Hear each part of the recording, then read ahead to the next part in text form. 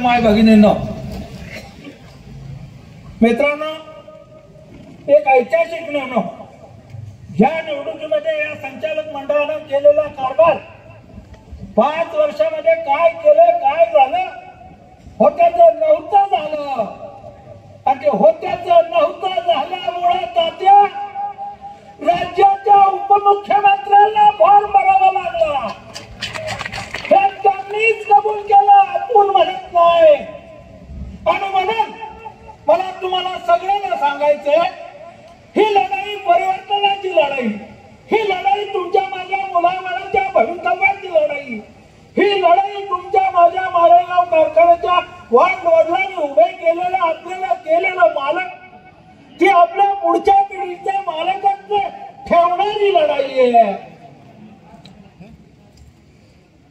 या सगळ्या गोष्टीचा विचार आपणाला या निवडणुकीमध्ये करावा लागणार आहे. काय केलं काय नाही प्रत्येक सभेमध्ये ऐकलंय. परमेश्वराला सुद्धा इच्छा झाली आहे, त्या वरुण राजाचा सुद्धा वर्षाव होतोय, तो सुद्धा रडतोय. माळेगाव कारखान्याच्या सभासदाची अवस्था काय झाली आहे.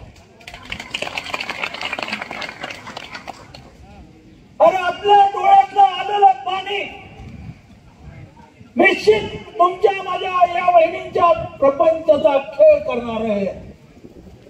त्या सगळ्या गोष्टीचं गणित मांडल्यानंतर मित्रांनो, या कामकाजाला राज्याचे उपमुख्यमंत्री शाबासकी देतात.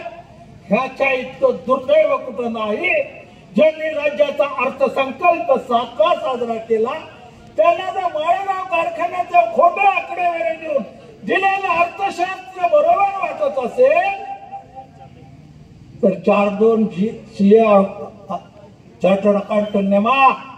बघा काय अवस्था माळेगाव कारखान्याची. कधी नव्हती ती आर्थिक अवस्था माळेगाव कारखान्याची सुनामराव झालेली आहे. तुम्ही कारखान्यात काम केले, हे काम करत असताना 28 वर्ष आपल्या सगळ्याच्या आशीर्वादाने मी तिथं आहे. मित्रांनो, माळेगाव कारखान्याच्या 42 वर्षापूर्वी झालेल्या डिस्टरीवर कधीही कर्ज काढावं लागलं नव्हतं. त्या डिस्टरीची किंमत 32-33 कोटी आहे. त्या 32-33 कोटीच्या डिस्टरीला 100 कोटीचं कर्ज काढलेलं आहे. कधीही माळेगाव कारखान्याच्या इतिहासात झालं नाही. आणि म्हणून मित्रांनो, मी तुम्हाला सांगू इच्छितो, ज्या ज्या ठिकाणी काय करायचं आता पैसाच नाही कारखान्यात द्यायला अशी अवस्था आहे.